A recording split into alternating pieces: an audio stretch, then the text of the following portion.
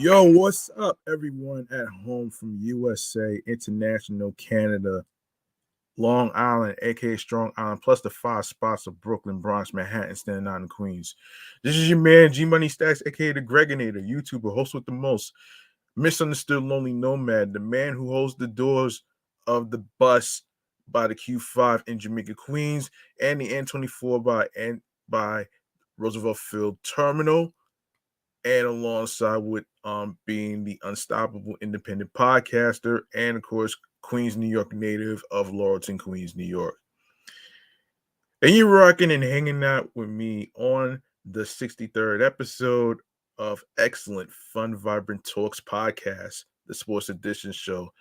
And I do apologize for the delay of the upcoming sports episodes due to random life circumstances and stuff.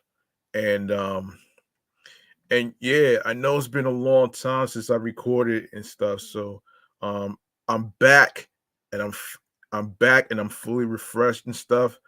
So yeah, without further ado, let me just remind y'all we are live and direct from StreamYard and YouTube, and alongside with the Instagram live feed of the Sports Podcast Show page on the gram. So make sure you follow that on the gram as well as threads as well.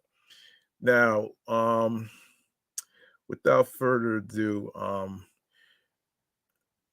let me just say, why don't you just go ahead and grab that subscribe button on the YouTube Sports Channel page of the Sports Podcast and grab the alerts as well. Be sure to leave a like and a comment alongside with um, the topics that's being discussed. Be sure to listen, stream, watch these episodes in case you miss any of them. Don't worry. There's going to be more live episodes on the YouTube universe for those of you that's new and all that great stuff right there. So, um all right, so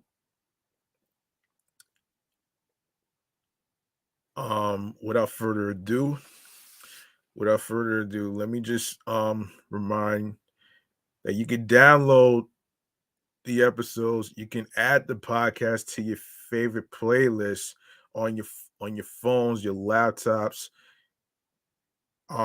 your iPads, and your Android tablets as well. Of course, of course, tell a friend to another friend, and I will handle the rest at the end of this podcast episode right here. All right. So let's get into our first topic right here, which is the Quick Side Bleacher Bar. All right. Let's get into it right here.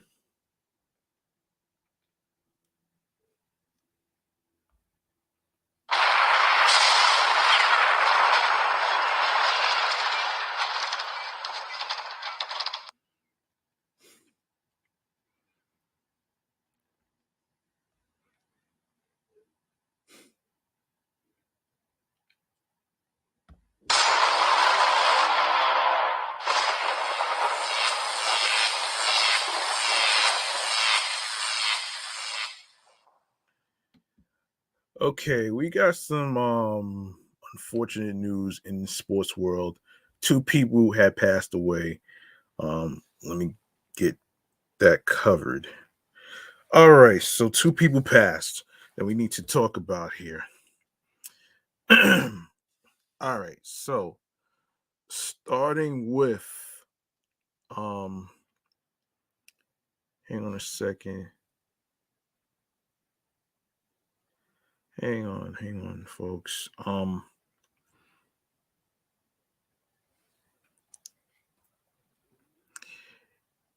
Yes, starting with Hobby Landreth. All right, and this is from the New York Post. So, Hobby Landreth, the first player in Mets history whom the team selected with its first pick in the 1961 expansion draft, died last Thursday, according to, oh gosh, no, man. Can we not do this?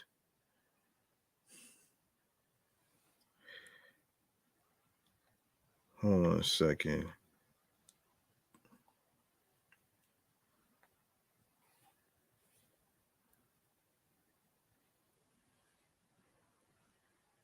I'm sorry about that, folks. Annoying ads, actually. Fucking annoying ads, actually. Anyway,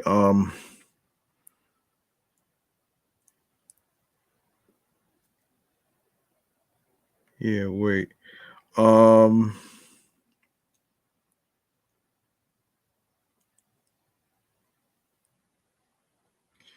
No. Sorry about that, folks. Anyway, yeah, he died last Thursday, according to longtime Mets public relations director Jay Horwitz. He was 93. Landreth, a Decatur, the third native. Oh gosh.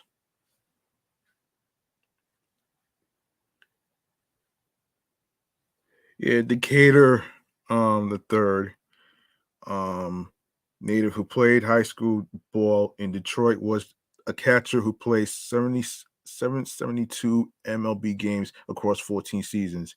Mets manager Casey Stengel reportedly said of Landreth being the team's first pick in the expansion draft, you gotta have a catcher, or you have a lot of,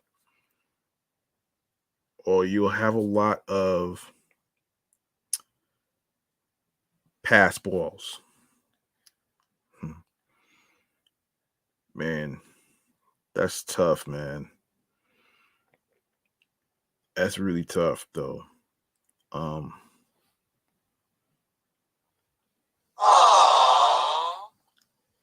yeah. Yeah, he started behind the plate in the Mets' first game ever on April 11th, 1962, in 11-4 loss to the Cardinals. His signature moment with the Mets came 1 month later when he hit a two-run walk-off home run off of Hall of Famer Warren Spahn, giving the Mets a 3-2 win over the Milwaukee Braves.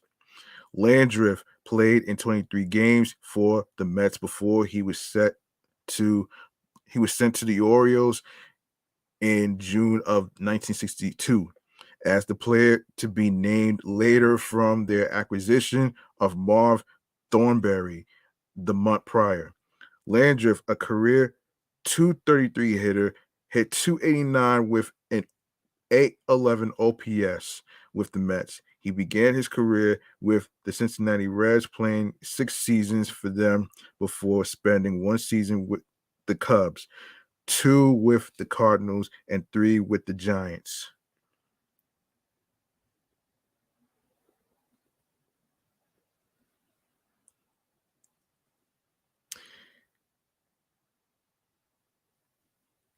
Landreth finished his career with the Washington Senators in 1963. Horwitz wrote in a blog post that Landreth was one of the first players he reached out to upon becoming alumni director a few years back, and that Landreth told Horwitz he was the first person from the Mets to have called him in over 50 years. Landreth, according to Horwitz, said he always cherished his brief time with the Mets. All right. Okay, so we got another pass, and then we got to talk about the Sun. That's crazy, man. Um, we got another person that passed too. Cavaliers owner Dan Gilbert's son Nick died on Saturday at the age of 26. He has suffered from the genetic disorder neurofibromatosis. Yikes. Yikes. That's a serious condition.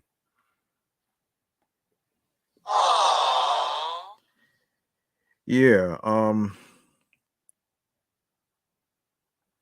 Nick was best known for representing the Cavaliers at the NBA draft lottery on multiple occasions, serving as a good luck charm. Neurofibromatosis is a rare genetic neurological disorder that causes tumors to grow on nerve tissue and currently has no known cure, according to the American Association of Neurological Surgeons.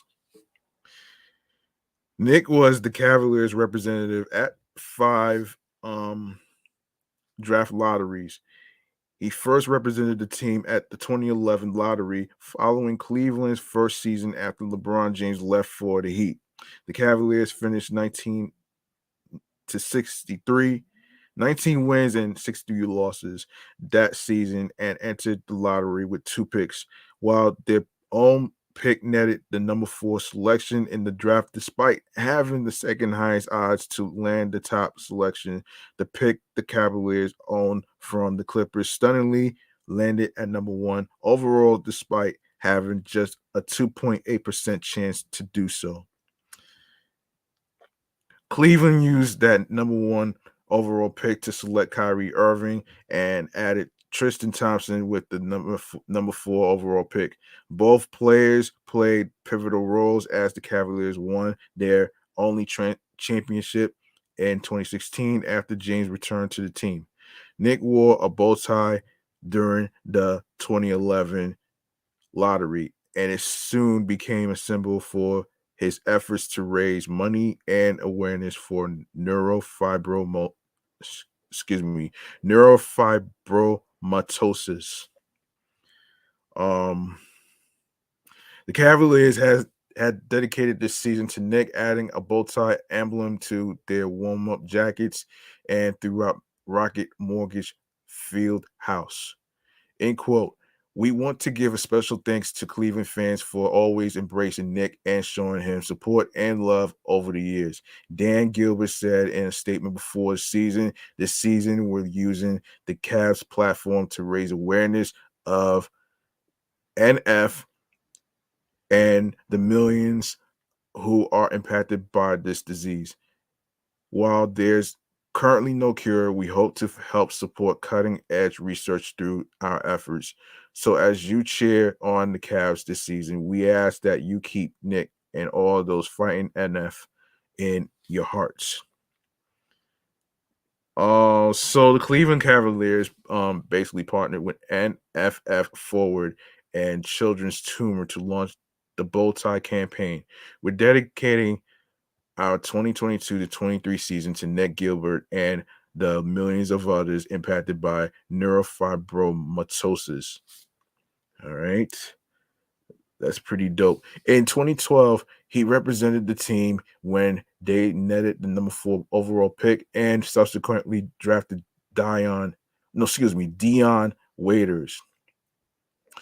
He helped the Cavaliers earn another number 1 overall pick in 2013, despite the team having the third best odds to do so at 15.6%.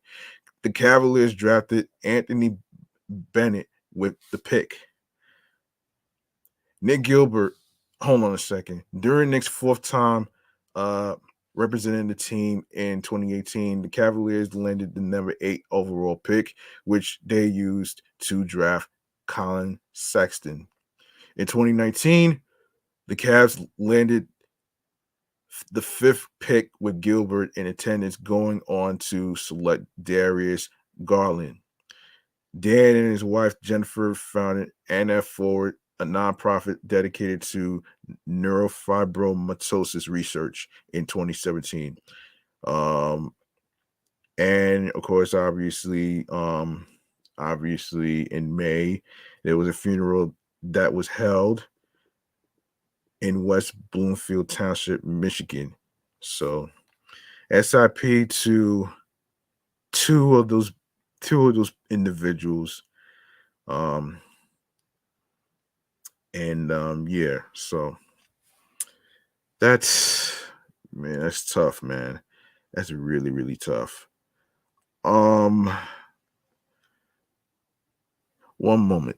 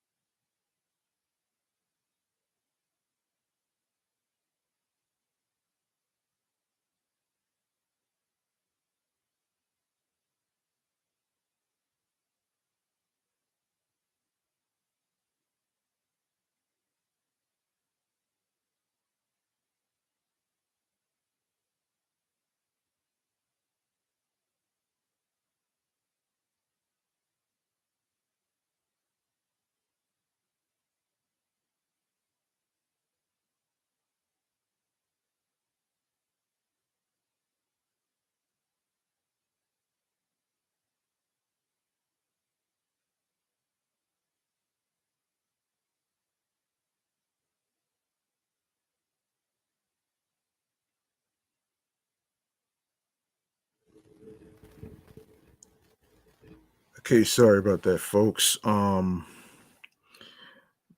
to make sure I get everything intact. Let me get to this next topic, but this one in particular, I'm going to actually go to hang on a second. All right, so let's go to Bronny James. All right, so Bronny James, of course, LeBron James' son, according to Yahoo Sports, has finally made his college decision after months of speculation and a recruitment, that was kept completely under wraps. The oldest son of Los Angeles Lakers star LeBron James is staying close to home in Los Angeles and is a huge get for USC head coach Andy Enfield and staff. James chose the Trojans over Ohio State and Oregon, announcing the decision via Instagram on Saturday.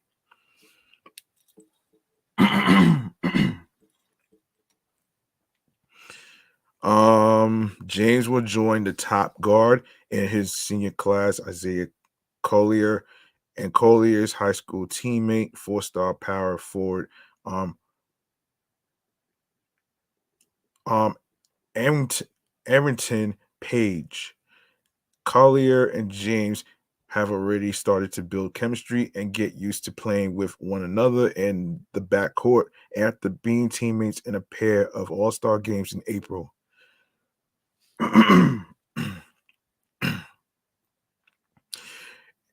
It's been great playing with him, Collier told Yahoo Sports. Just these last couple of weeks and getting to know each other as players. He's a great shooter. I'm a great passer. And yeah, my pitch to him is just to stay home and we can really play well together. James played his high school career at Sierra Canyon High School, which is in Chatsworth, California, alongside current NBA players Zaire Williams, Memphis Grizzlies wing, and Brandon Boston Jr., a Los Angeles Clippers guard, and as well as top prospects Amari Bailey and Isaiah Elohim. The 6'2" guard averaged 13.8 points, 5.5 rebounds, 2.7 rebounds, and 1.8 steals during his senior season, and was one of the most improved players in his class from his junior to senior year. Sierra Canyon won the Mission League title in 3 of his 4 years on the team. And James received 2 of the highest honors for high school boys basketball players when he was named a McDonald's All-American and selected to play on Team USA for Nike Hoop Summit. James capped off his high school season on a high note in both games, playing in front of his dad and the rest of his family. First in the McDonald's All-American game, he went 5 for 8 from three-point range, finishing with 15 points and adding 4 assists. A week later, at the Nike Hoop Summit, he finished with 11 points and 4 rebounds in the 90-84 Team USA win over Team World. Both events were packed with over 100 NBA scouts and executives getting early looks at future NBA draft picks. End quote. I just want to show them that I can play and I belong here. James told reporters after a practice session at Nike Hoop Summit. A lot of people don't think I should be here, and I'm just here to prove that I do belong with this group. The Trojans finished last season with a 22-11 record, second in the Pac-12, and were a 10 seed in the NCAA tournament, losing to Michigan State in the first round. Damn. Okay. Wow. Okay, so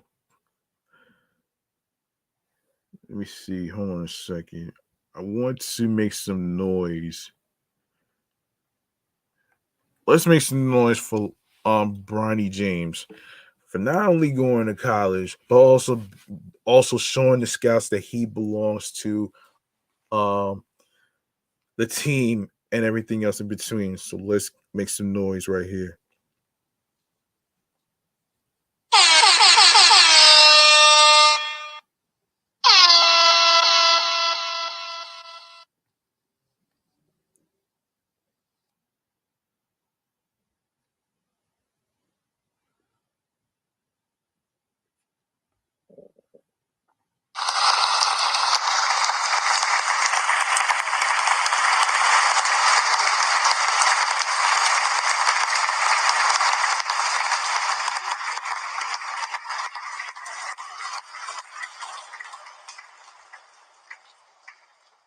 Okay.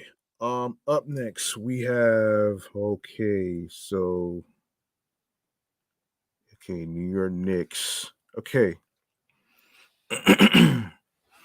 We can get that. Hold on 1 second.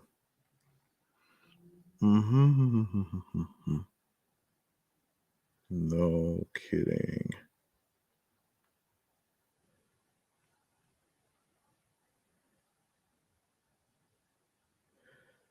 All right. Let's see.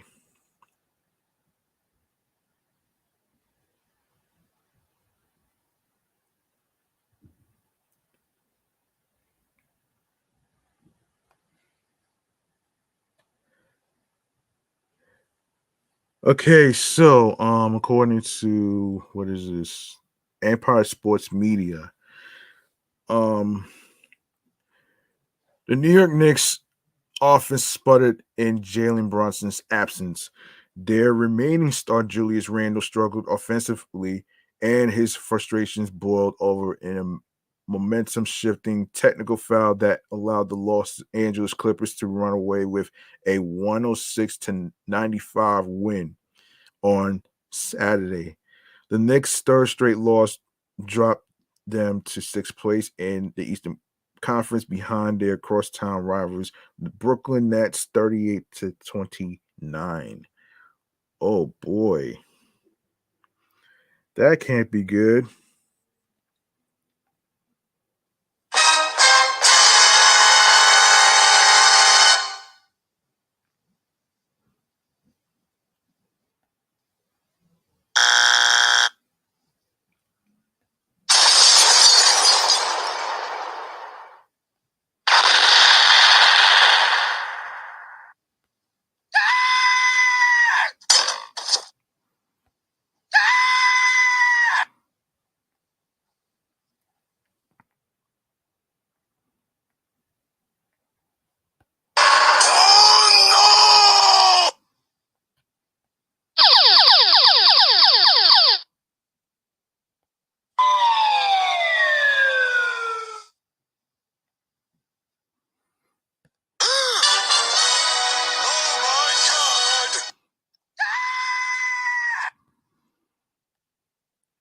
Um. Okay. That. All right. So, without Bronson's calming leadership, Randall relapsed again, with his emotions getting the best of him as he did last season. The Knicks appeared headed into the fourth quarter on top when Randall blew his top.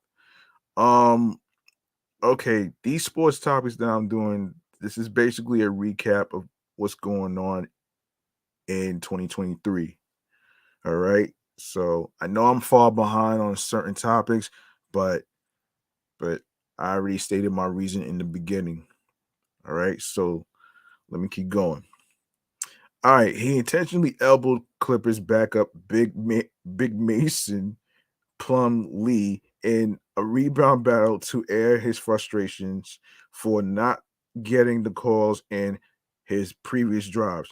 Instead of having a 1 point lead, the Knicks trailed by two as the Clippers hit three free throws, two off a loose ball foul and one from a technical foul with 0.3 seconds left in the third quarter. Oh gosh. That's crazy, man. Randall, Ran- Randall had oh shit. Randall had to be restrained, and it took Knicks associate head coach Johnny Bryant to cool down the emotional all-star forward, who appeared to have a shouting match with a team staff on the bench while the play was on review. Sometimes Randall can get frustrated, but it's an emotional game, New York coach Tom Thibodeau said. So just keep playing. But the Knicks stopped playing beautiful music together after Randall's meltdown. Oh my gosh. That's crazy, man. Damn, talk about the good, bad, and ugly, huh?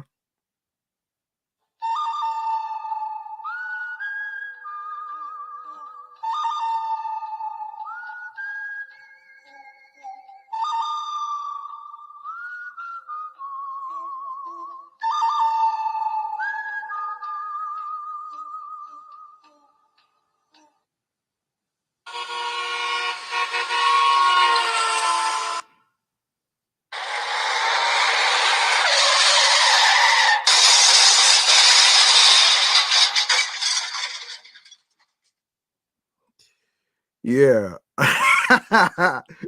Oh shit. Um oh boy. Oh shit. The Clippers opened the fourth quarter with an 8-0 run and were never seriously threatened. Randall had 19 points but missed 19 of 24 shots and committed 5 fouls. Oh shit. Damn, son. Damn. Oh boy. Yeah. Oh shit. That's crazy, man. Oh man. This is just yeah. Oh man. This is just crazy, man. Oh man. Okay, so yeah, so RJ Barnett was only good for 11 points on 12 shots and was a team worst minus 21. Oh wow.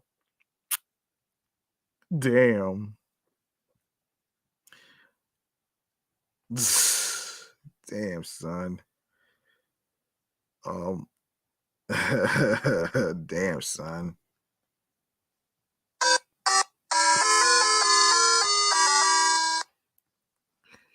Yeah, that part too. Oh, all right. So on the flip side, the Clippers stars showed up and raised their game when it mattered. Um, oh shit. Kyle, Kawhi Leonard hit 28 of his 38 points in the second half, while Paul George scattered 22 points, uh, 8 rebounds, and 8 assists for the Clippers' third straight victory. Shit. Yeah, oh shit. Oh my gosh. Wow. Okay. So Emmanuel quickly rebounded from his two straight subpar games with 26 points, 10 rebounds, and 4 assists. But his efforts was not enough to lift the Knicks, who didn't reach 100 points for the first time since their momentum shifted 92 to 81 win over the Cleveland Cavaliers last December. Last December 4th, that changed the course of their season against the Clippers playoff type defense. The Knicks could only hit 35.4% of their shots and made only 7 of 31 three-point attempts.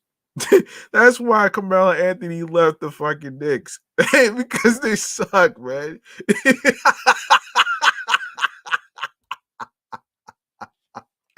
They fucking suck. That's why. Oh man. Against the Clippers playoff type. Yeah. Yeah, against the Clippers playoff type defense, the Knicks could only hit 35.4% of their shots and made only 7 of 31 three-point attempts.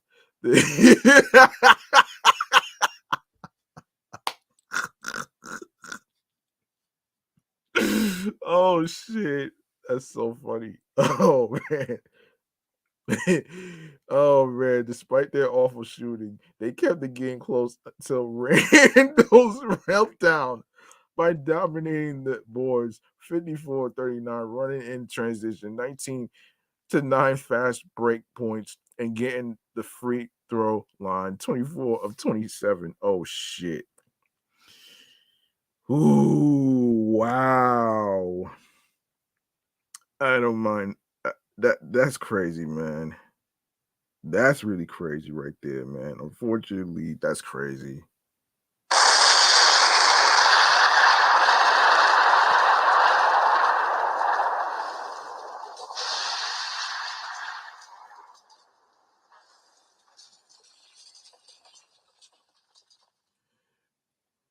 Anytime I see the word meltdown, I'll play the explosion from now on. All right. So anyway, let's see. The veteran officiating crew, led by Bill Kennedy, called only 37 fouls during the physical encounter, with the Knicks accounting for only 17. The Clippers only went to the line 16 times and made 12 free throws. In the end, Leonard's shot making made the biggest difference. The two-time NBA Finals MVP went 14 for 22 from the floor, including 3 of 6 from downtown. He also hit perfect 7 of 7 free throws. Bronson missed his 7th game of the season with a bruised left foot. The Knicks sorely missed him. He is listed day to day, but it will be too much to ask him to return as soon as Sunday against the surging Los Angeles Lakers, winners of their last 3 games, despite LeBron James still on a walking boot with a tendon injury. Another loss will put the Knicks closer to the play-in tournament than a dream home court advantage in the playoffs. Okay, next we have another basketball news. Um yes, so yeah, all right.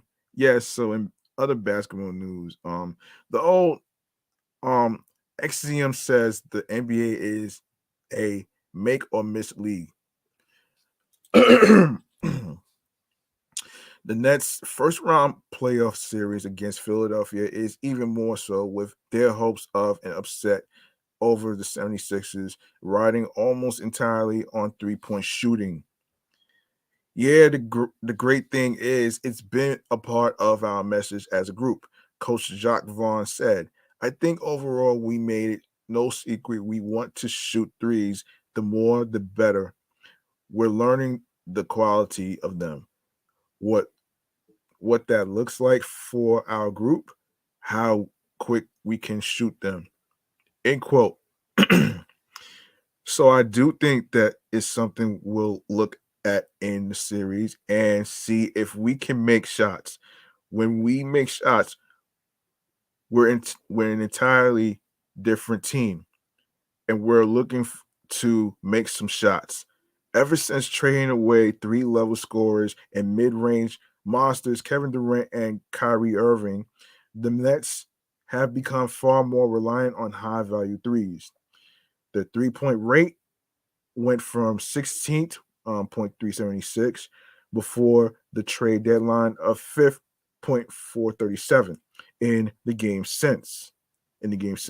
And um, will need to rise even higher again. Excuse me, not again, against the much bigger 76ers. Hold on one moment.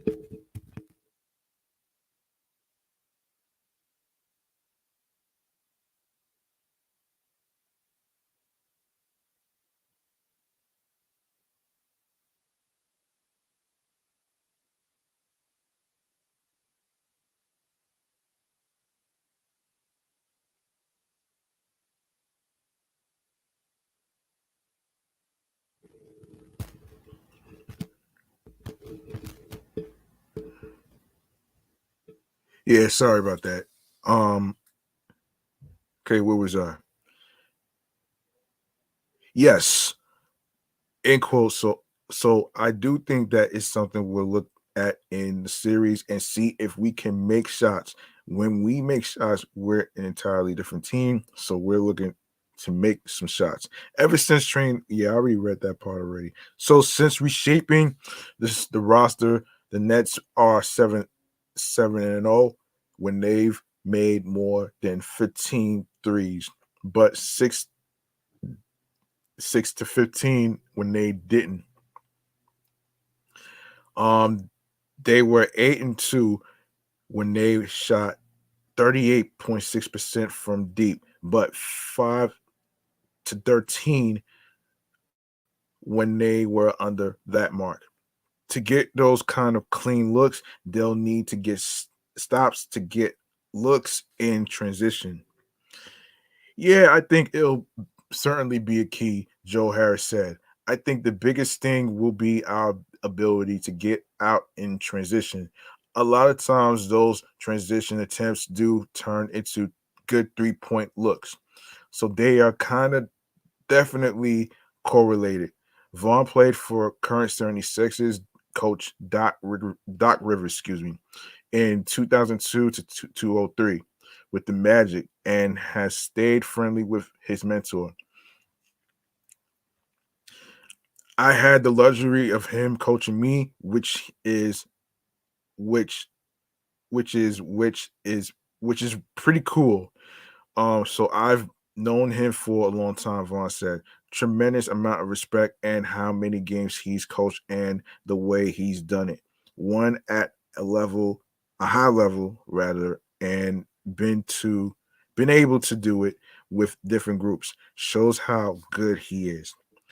Overall, he has a command of his team. He knows how to communicate with guys. So I learned that at the time Tracy McGrady was the star on our team. How do you talk to your stars on your team? How do you keep them accountable? But how do you love and continue to push the rest of the group? So I learned a lot from him. Rivers won Eastern Conference Coach of the Month. He has led Philadelphia to a league best 42-18 since December 1st. The Sixers, Joel Embiid was named Eastern Conference Player of the Month for March and April.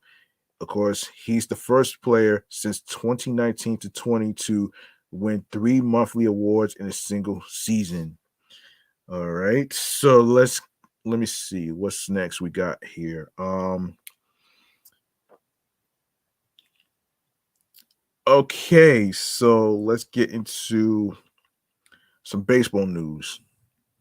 Of course, obviously, Don Smith is a national. Yeah, he's a national right now. So we're gonna get into it right here, right now. Um, so Dom Smith would never was able to earn the consistent playing time he covered it with the Mets. But the first baseman is playing just about every day in his first season with the last place Nationals. 20 the 28. Hang on a second. The 28-year-old Smith was back in Flushing with his new team for the second time this season, beginning Thursday night, making his 99th appearance in the Nets' first 103 games. It's been fun. It's a great group of guys. We're young. We compete hard, Smith said before the series opener when the Mets defeated the Nationals 2-1. And Smith went 0 for 3 while getting hit by a pitch. It's fun to come back playing against this group, and we look forward to playing good baseball like we have the last couple of weeks. It's been fun going out there and playing every day. I think every player who plays this game dreams of being an everyday player. So when you get the opportunity, you just want to make the most of it and have fun with it. That's all I'm doing right now. I'm having a tremendous time with this team. Smith's offensive numbers hardly have been eye-opening.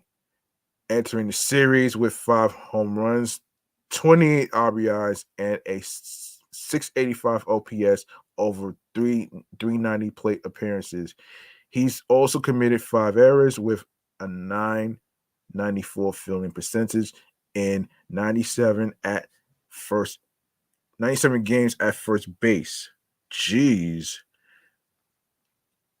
Damn, son. 97 errors? Really?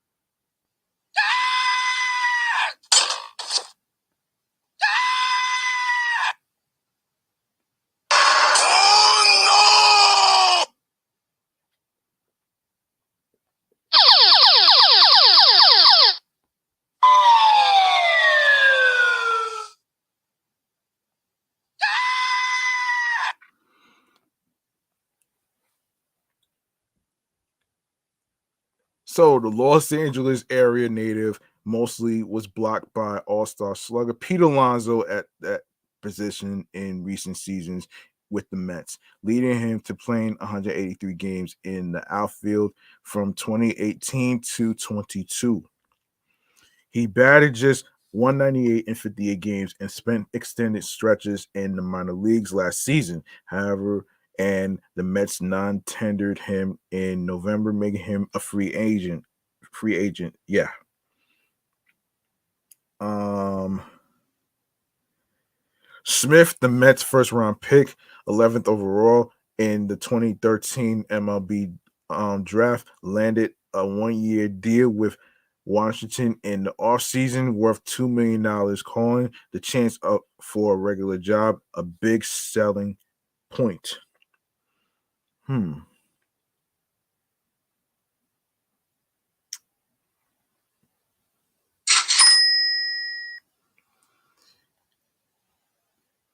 The Nationals reside in the NL East basement, but they had won 6 of their previous 9 games ahead of their 4-game stop this weekend at Citi Field. Um, I still have really good friends over there, Smith said of the Mets, but I'm just focused on the Nationals and what we can do over here to improve our. Hold on.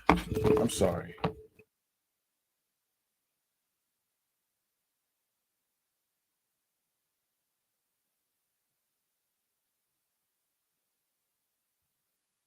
Sorry about that. I was not expecting this. Um let me see. Yes, so let me see. Yeah. I still have really good friends over there, Smith said of the Mets, but I'm just focused on the Nationals and what we can do over here to improve our ball club. This team won the World Series only a few years ago in 2019. I want to help these guys and the organization get back to where we were. Okay. Now we all know that the trading rumors in the air can be very, very, very overwhelming, right?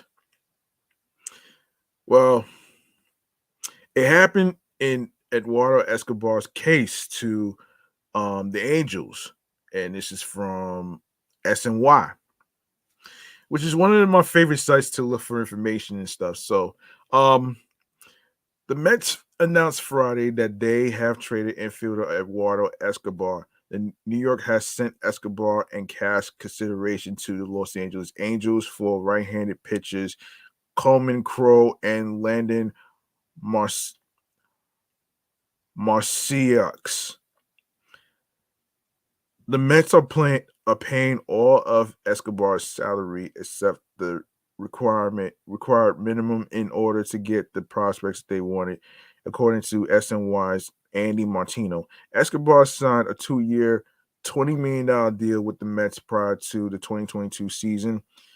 The 2 seasons have been a rough go for the veteran infielder in Queens.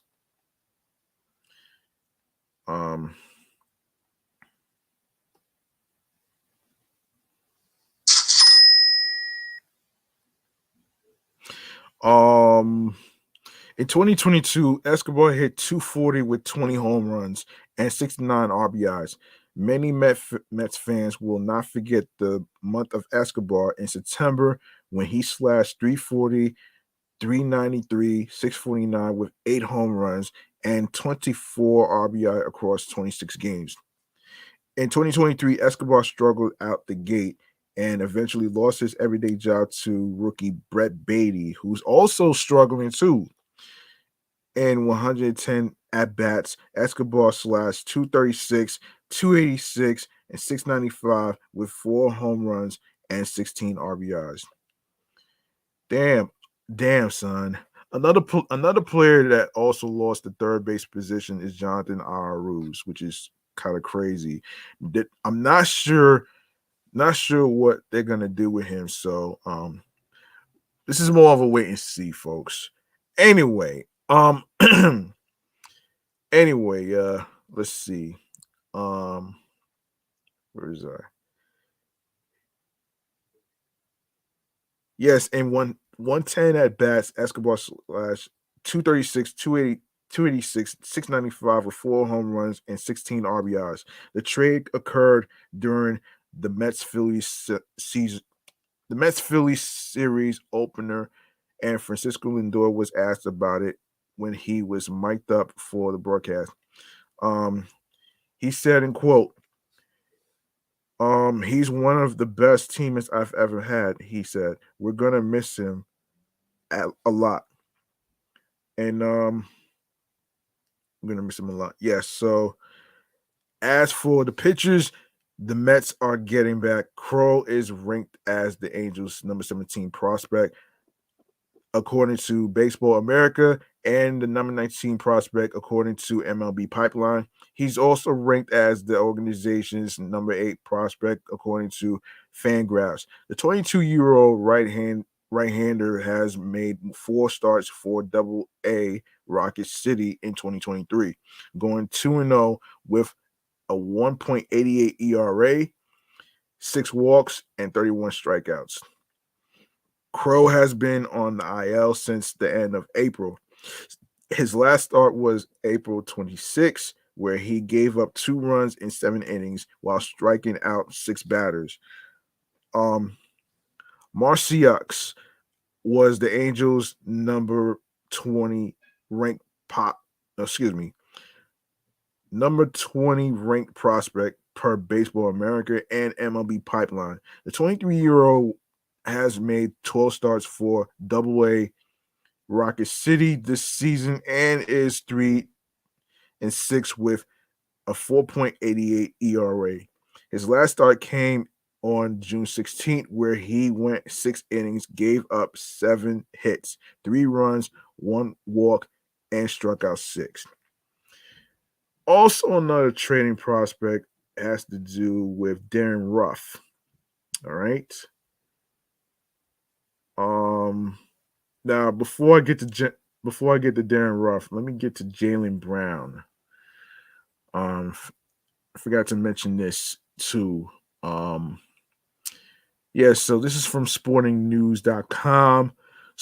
Superstar forward Jaylen Brown signed a 5-year, $304 million Supermax contract with the Celtics on Tuesday, giving him the largest deal in NBA history. Ooh.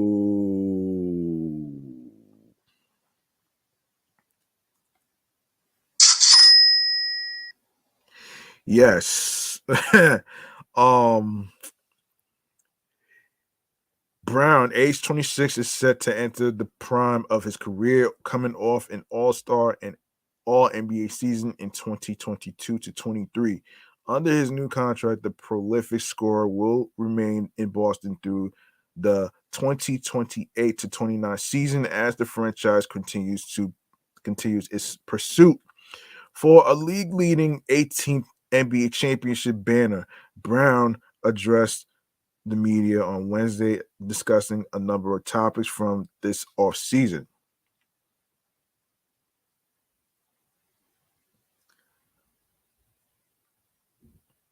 Um, the newly signed franchise cornerstone covered everything.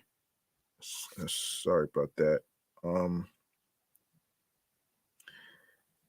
it covered everything from how he'll use his money to impact communities off the court, his feelings about the Marcus Smart trade, how Kristaps Porzingis will help the team, and more.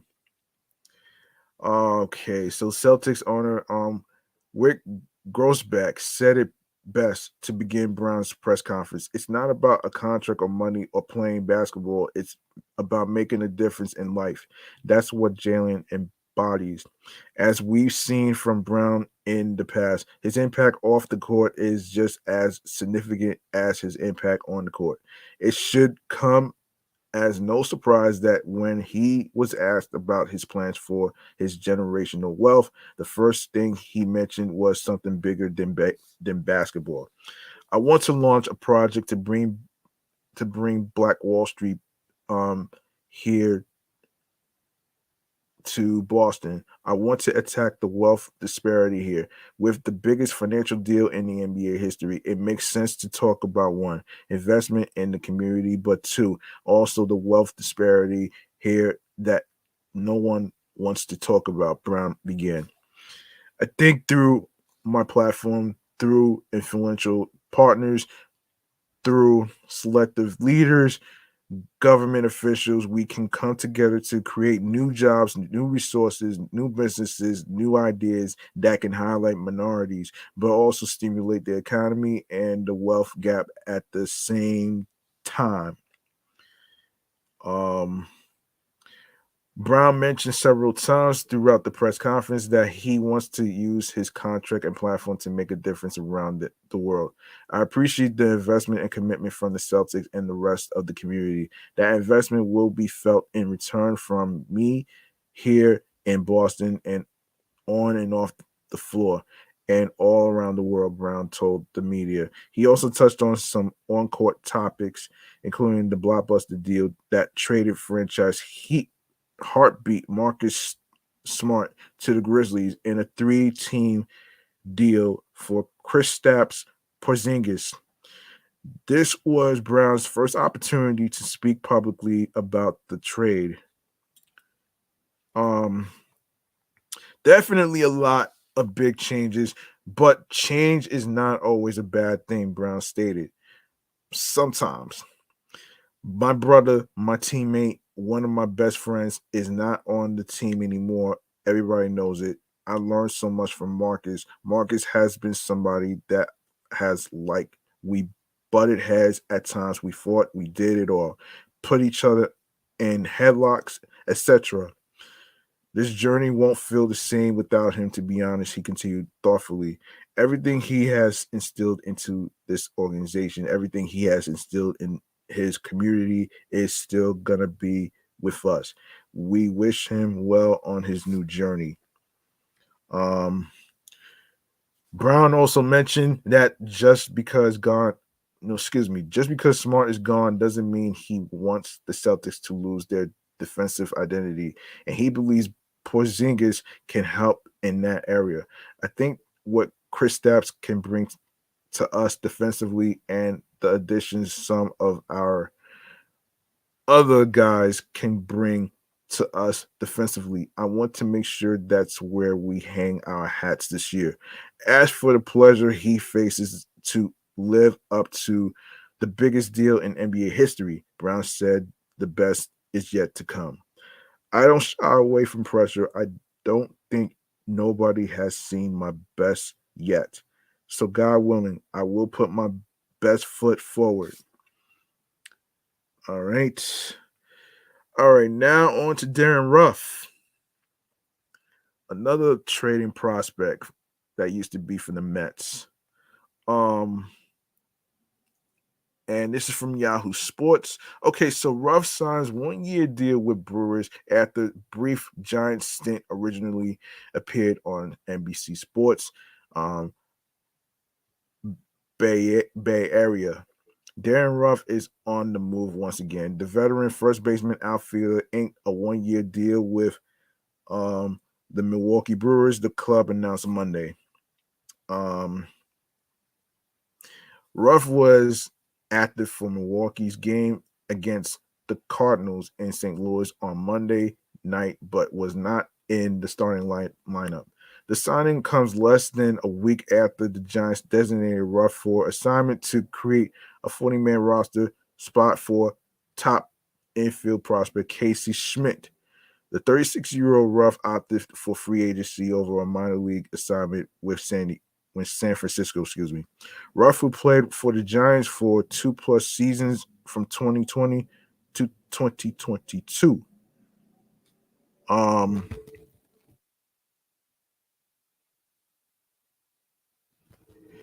Returned to the organization in April on a minor league deal after being DFA'd and released by the Mets.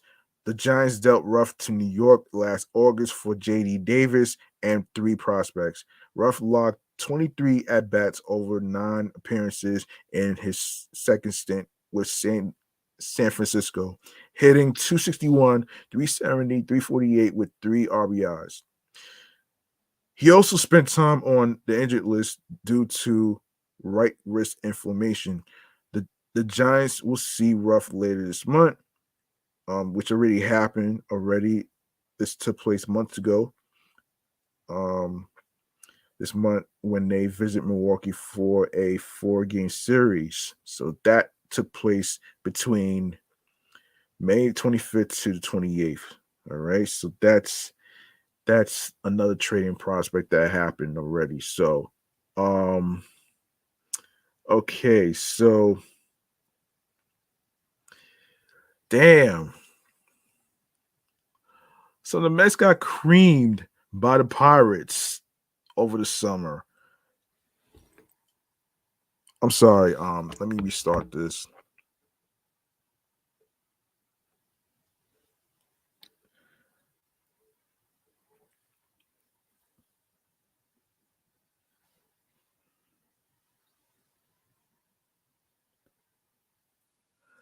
I'm sorry about that, folks. I need to restart my Instagram live feed, so just bear with me. Just bear with me.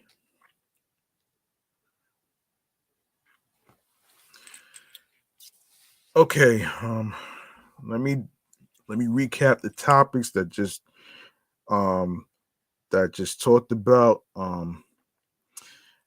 before the shit just got all right, so there were 2 people that passed away. We talked about Hobby Landreth and Dan Gilbert's son. We talked about Bronny James, New York Knicks losing all-time struggle. We talked about hold on a second. We talked about Dom Smith with the Nationals. Eduardo Escobar traded to the Angels for 2 pitchers. Brooklyn Nets upset the 76ers. And yeah, so that's a let me see what else we talked about here. We also talked about Jaylen Brown from the Celtics. Yes, and so basically that's all we talked about so far. So I do apologize. I had to restart my Instagram live feed of the podcast show page. I don't know why it decided to expire. I don't know why, but anyway, let me just pull off. Okay, so I was just about to get to so the Mets got creamed by the Pirates. So let me break this down of what happened over the summer.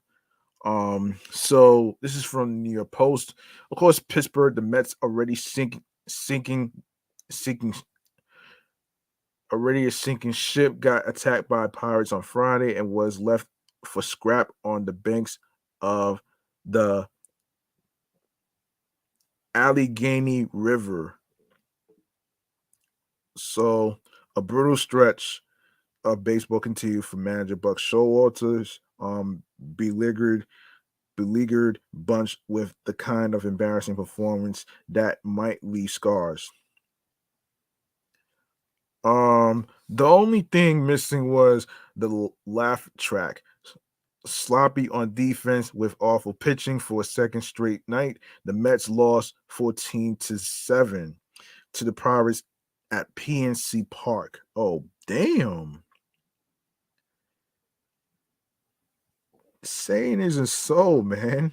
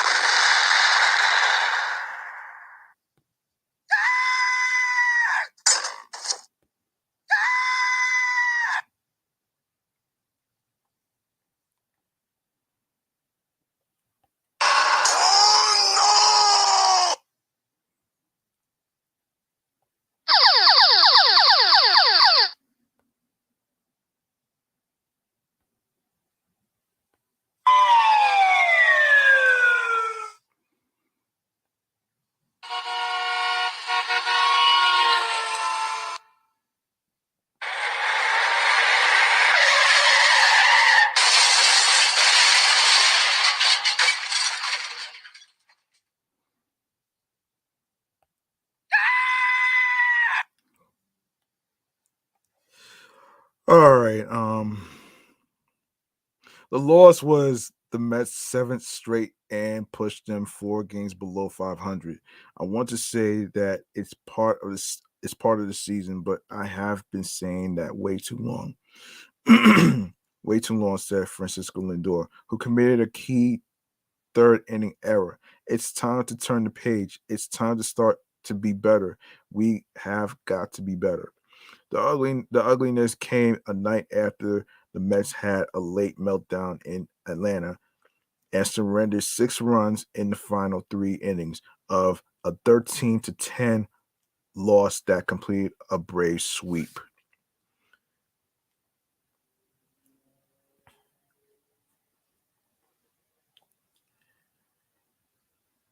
Yeah, that's crazy, man.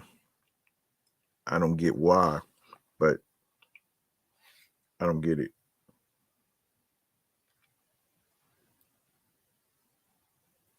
I don't get it.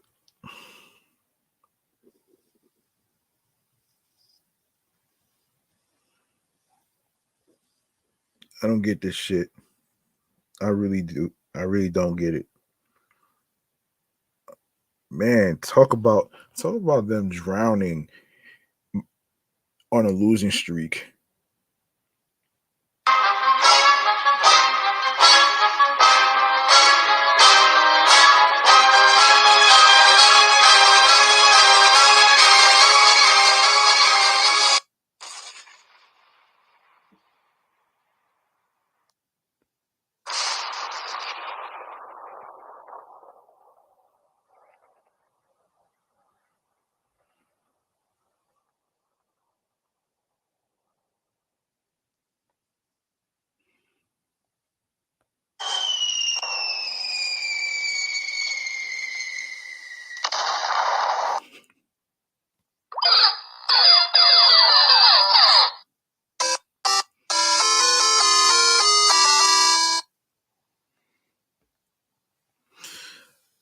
Okay,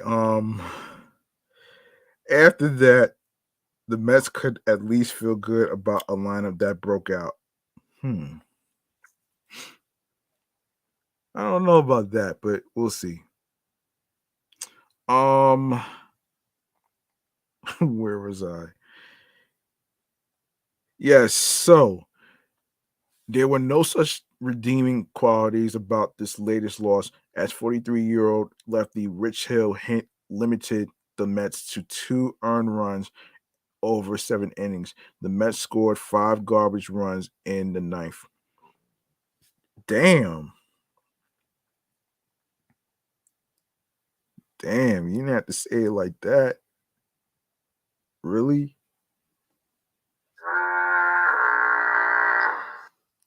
Yeah, you didn't have to say it like that though. Yeah, damn. That's fucked up though. But anyway,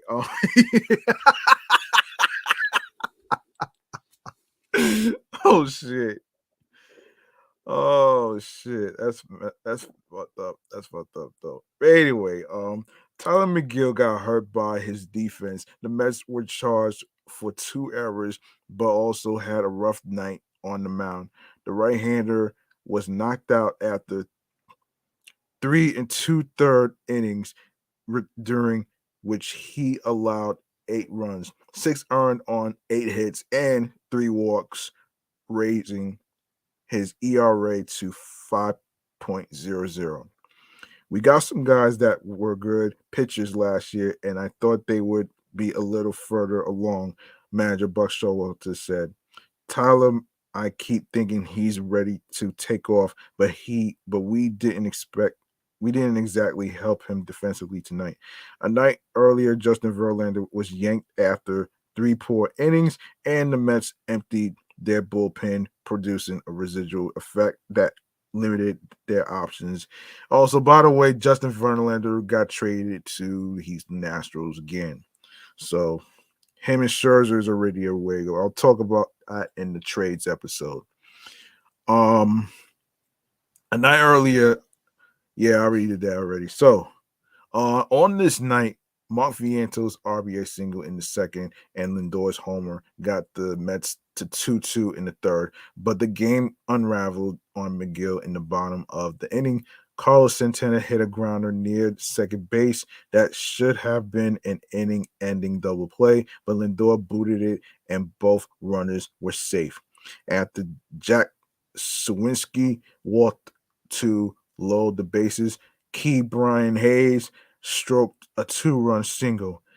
It was a mental mistake. I tried to rush the play, Lindor said. That's been my errors this year. Trying to finish the play without having the baseball in my glove. It's unacceptable. Today is on me. That play right there was going to close out the inning. McGill was pitching good and had the momentum. The Pirates kept applying pressure on the Mets defense and were rewarded. Ji Hwan Bay bunted, and Eduardo Escobar's throw sailed over the first base, bringing in 2 runs. Damn. Josh Palacios followed with an RBI single that buried the Mets in a 7-2 hole. The Mets' shaky defense began in the second as Starling Marte backed off Austin Hedges' fly to right near the sidewall and watched the ball plunk in fair territory for a 2-run double. The rampage continued in the fourth. Of course, Starling Marte is on his last year of his contract. Of course, he's been having some health issues and stuff, which I'm not going to get into in this episode right here. Probably in the future, we'll see. McGill recorded 2 quick outs before Andrew McCutchen walked and Santana's single put runners on the corners. Sawinski smashed an RBI double to give the Pirates an 8-2 lead and end McGill's night. Lefty Zach Muckenhern surrendered a double to Hayes that brought in another 2 runs before retiring Bay for the final out. Showalter was asked if McGill's spot in the rotation might be in jeopardy. Right now, I am just absorbing a lot of other things that we have to try to get better at, Showalter said. He's had some good outings, competitive outings. I wish we would have played a little bit better defensively. Okay, so let's see. Let me see what else. Um, okay, so the next one is the custom license plates. All right, so Mr. Met shouldn't have such a big head after all. The Yankees are top of the MLB custom license plate heap in the Big Apple with 3,110 vehicles sporting tags with the iconic Bronx Bombers bat in the hat, bat in the hat insignia. Just 902 boosted the Mets logo. Oh wow. The Yankees' glorious history of 27 World Series titles and 40 American League pennants compared to the amazing 2 championships and 5 National League pennants might explain the plate differential. You are talking platinum, top shelf, 5-star boosted Guardian Angels founder and longtime Yankee diehard Curtis Sliwa. The Mets, I mean, we're talking JV here. They are not ready for prime time. They are posers, excuse me. They pose as if they are on the coops of winning a World Series, and they always leave their fans depressed. Even some diehard Mets fans agree. Um, it's all started with Ruth Garrett and DiMaggio. Then you had Mickey Mantle, Reggie Jackson, and the Derek Jeter, Joe Torre era. Admitted Cormac Gordon, 75 of Staten Island. The Mets had the Mets have had some fantastic spurts, but never had a run like those Yankees eras, Gordon said. Last year, 229 registered drivers who applied for the MLB plates in New York were Yankee fans. Only 116 Mets devotees felt the consumption to boost about the Metropolitans the same way. The 2021, hold on 1 second.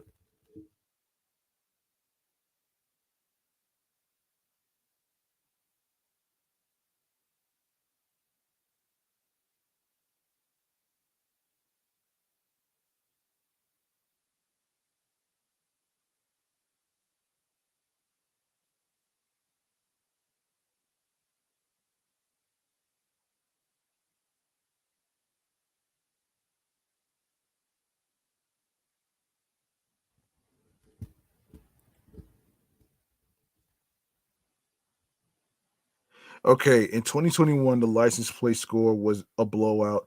Um, between 318 to 97 in favor of the Bronx Bombers, according to the DMV.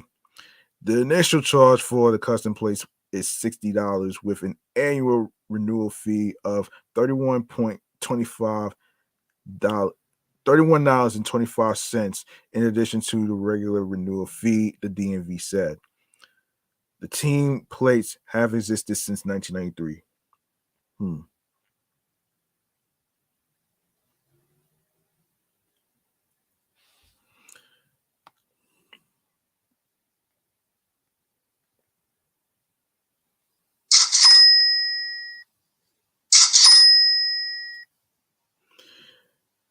All right. Okay, what else we gotta talk about? Okay, so um let's see. Let's see. All right. So Carlos Cookie Carrasco returns from the injury list. We're gonna actually talk about that shit too. And yeah, Francisco Lindor stated that they had low energy since the trade deadline that happened this year. So that's why yeah, that's why they were on the losing streak. But I'll probably get to that in a second. I'll get to that in a second, but let me see. Probably not, but anyway, so yes, Carlos Cookie Carrasco, right? So um the struggling New York Mets pitching staff will be getting reinforcements soon. New York expects starter Carlos Cookie Carrasco to return from the injured list Friday and start against the Cleveland Guardians at at Citi Field. Manager Buck Showalter announced on Tuesday. Carrasco completed his second rehabilitation start on Sunday for the Binghamton Mets. Excuse me, throwing 52 pitches. The righty has been on the injured list since April 18th with right elbow swelling due to a bone chip. Damn, a bone chip, really? Yikes. Yikes.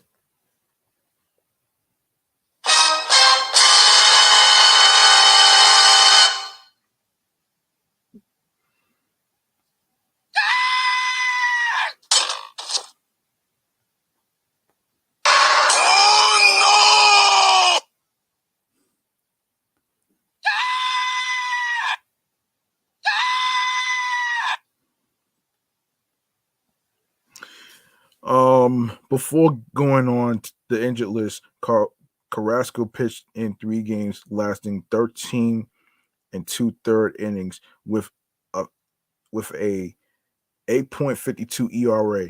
As a team, the Mets ranked 24th in baseball in team ERA and 25th in starter ERA. All right. So coming into to the season, the Mets expected the rotation to feature Max Scherzer, Justin Verlander, Kodai Senga, Jose Quintana, and Carrasco. Quintana remains on the injured list um, after rib surgery, and he came back actually days later. Verlander started the season on the injured list with a low grade teres major strain.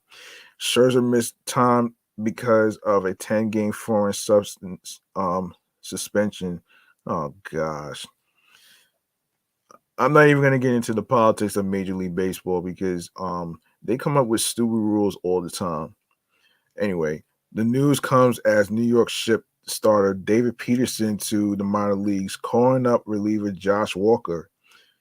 Peterson allowed 6 runs on 9 hits and 9 walks in 5 innings Monday against the Washington Nationals, raising his season error to 8.08, which would be the highest in baseball if it qualified for enough innings. Yeah. The David Robinson trade was hold on. Wait a minute. Yeah, the David Peterson, not David Robinson, I'm sorry. Yeah. Um okay, Showalter said the team hopes Peterson can contribute to the major league team this year. If he doesn't get it going down there, we'll have to look in another direction, Showalter said. I'm hoping to be frank, and he knows he's not doing good enough. We would like to see him get it going. Walker has done well for the Triple A Syracuse Mets this season, posting a 0.68 ERA in 13, 13 and 1/3 innings pitched so far this season. Walker would be making his major league debut if he appears in a game for the Mets. All right, so I'm not even gonna well.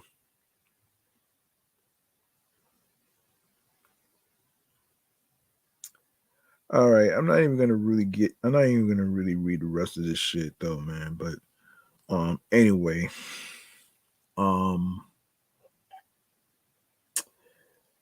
let me see.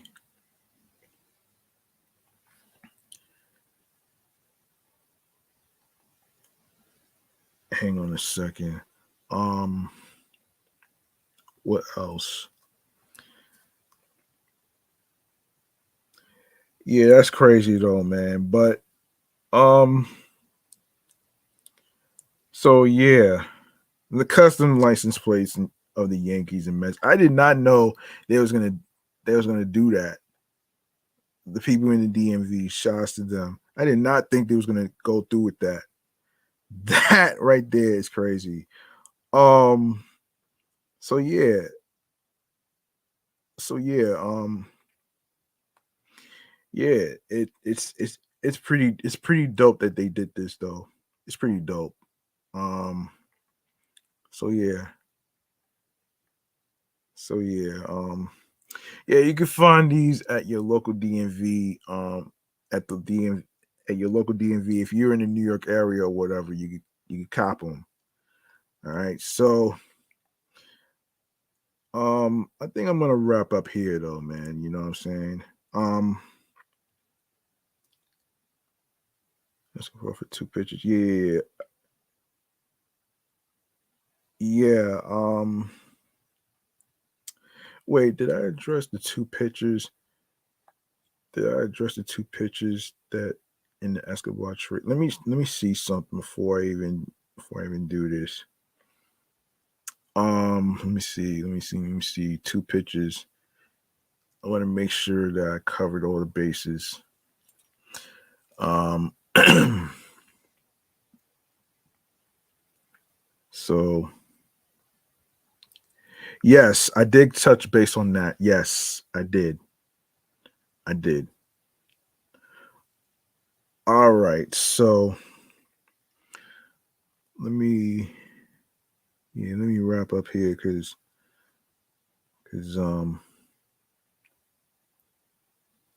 yeah, let me wrap up here right now. So um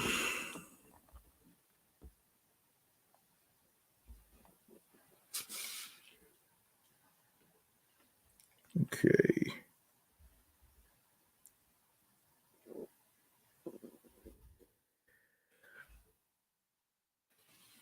All right, I'm about to wrap up here.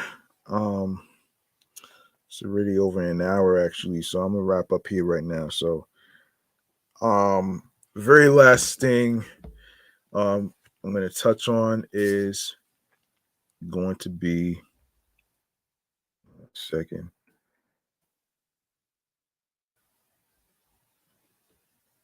Hold on 1 second here, folks.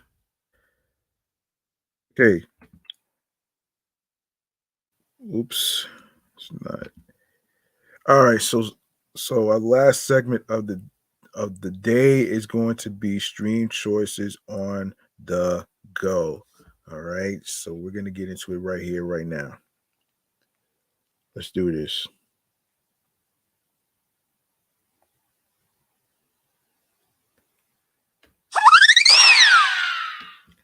All right.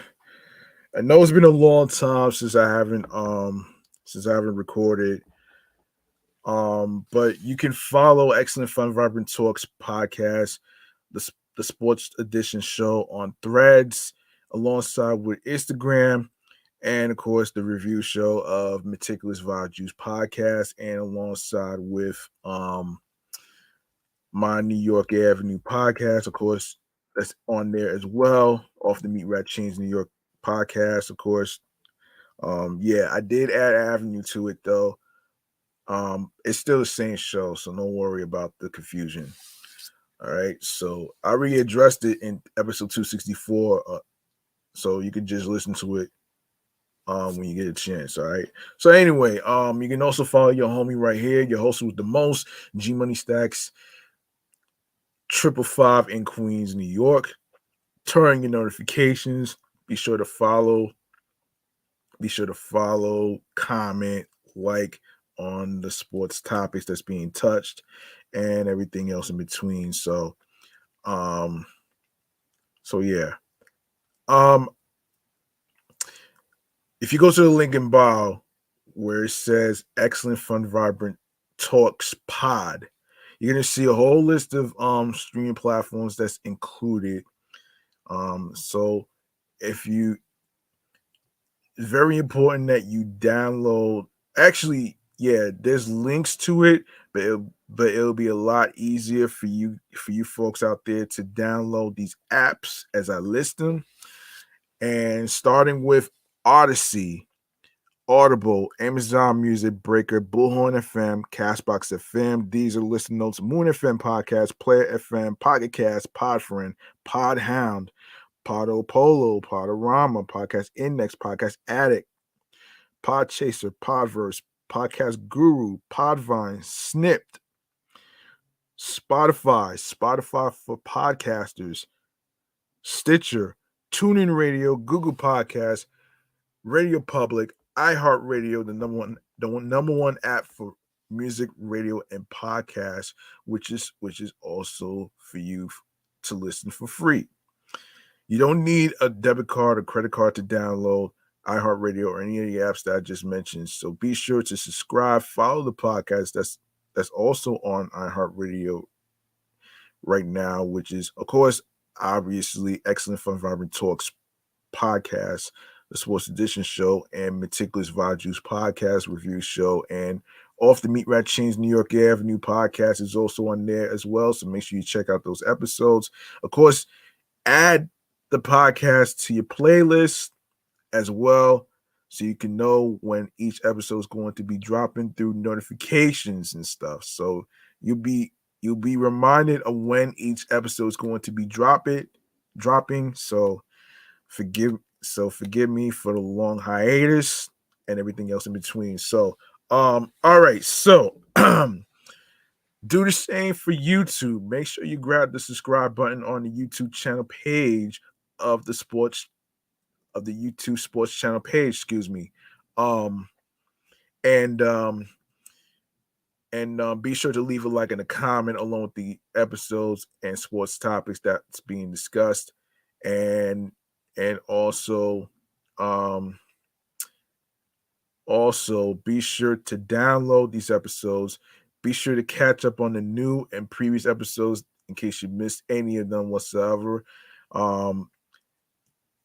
There's some live episode videos on YouTube in case you're wondering how to find it. It's under the live section, which is the videos, okay? And of course, be sure to download the episodes, share the episodes, share the videos, tell a friend to another friend, and be sure to also spread the word. Word of mouth is important. And of course, be sure to let me make sure I'm not forgetting anything. Yes. So, of course, tell a friend to another friend, spread the word. Word of mouth is important.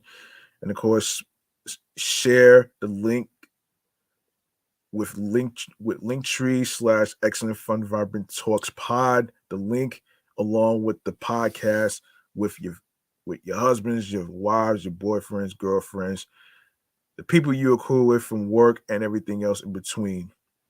All right. That's gonna do it for me.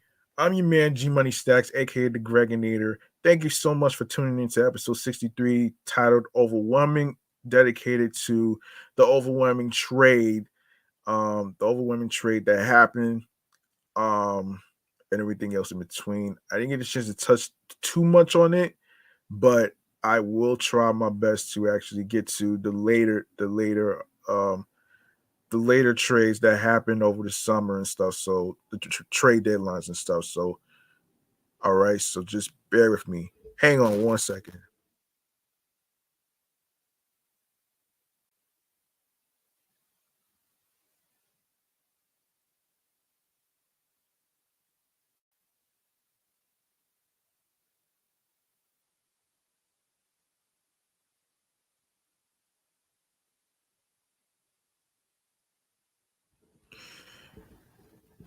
Okay. Yes. So, like I said, New York wasn't built in a day. Be sure to look for something that clicks to you on a creatively, mentally, physically, and spiritually that makes you smile, that you enjoy, follow your goals and dreams, and be on your P's and Q's that gets you into your zone alongside with tunnel vision. And remember, I want to leave y'all with this though, man. And um, there's no such thing as an athlete, in, whether you in baseball, um, basketball, football, any other sports that you're playing whatsoever. There's no such thing as an athlete with no struggles. And I say this because of the fact that lately I've been watching baseball night in New York, and for the simple fact that you got these panelists, which I will actually touch base on in a future episode. And I'm all for having an opinion on a certain team or whatever, but you're not gonna please everybody all the time. You're not gonna be able to please everybody all the time. All right. And you have to know that you're only human. You're doing your best to do everything. It's very difficult to win every game based on high expectations. You feel what I'm saying? And I'm going to touch more on what I have to say in regards to the fact that that the Edwin Diaz shit didn't play a role alongside with the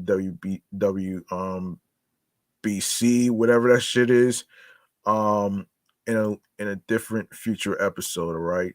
So anyway, remember, money doesn't buy happiness. It doesn't buy championships. It does not buy playoff series. It does not buy um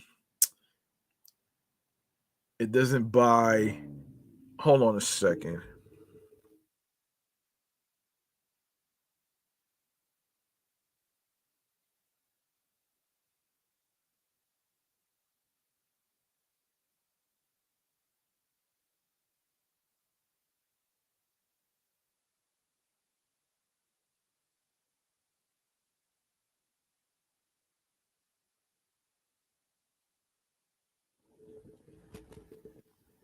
Yeah, as I was saying, money does not buy you trophies.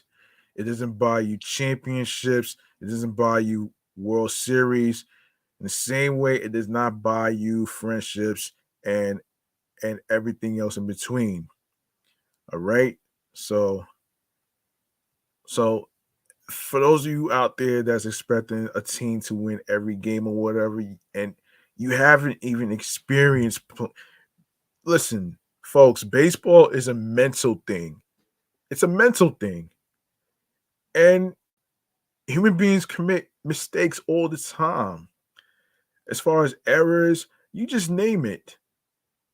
You feel me? And there's no such thing as a perfect athlete. Same way there's no such thing as a perfect baseball player, basketball player, football player. I mean, whatever sport you play whatsoever, don't worry about being fucking perfect. Worry about you being the best you can be. All right? So that's just a little bit of a gem that I wanted to actually drop before I even close out and stuff. So there you have it right there.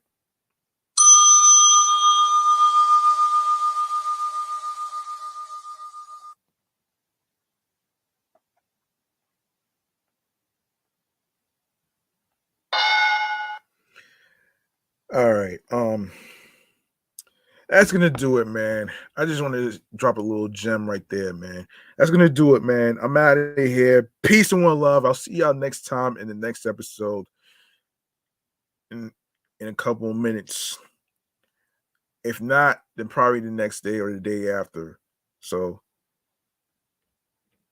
peace and one love. Enjoy the rest of your weekend and everything else in between. If you're watching the post game, the postseason, the World Series or whatever, one of your favorite teams or whatever, you know, have fun and be careful. Don't cause a scene or any fights whatsoever. All right. So yeah, I'm out of here. Peace out. See y'all next time, man. One love.